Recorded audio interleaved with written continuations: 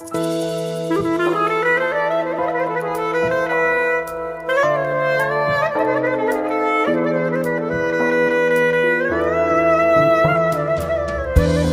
beni bərk qucaqla nə olar, qoru bu dünyanın dərd yağışından, qəlb donduran soyuğundan, qışından, ayağım ərdəyəcək daşından.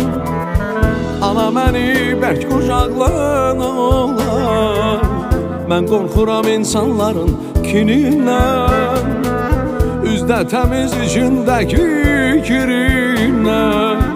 Bərk qucaqla sən qoru hər birindən.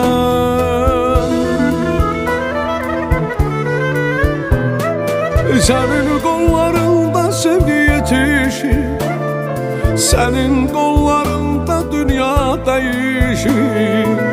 Anam məni bərk qucaqla nə olar, sənin qollarında cənnət yerləşir.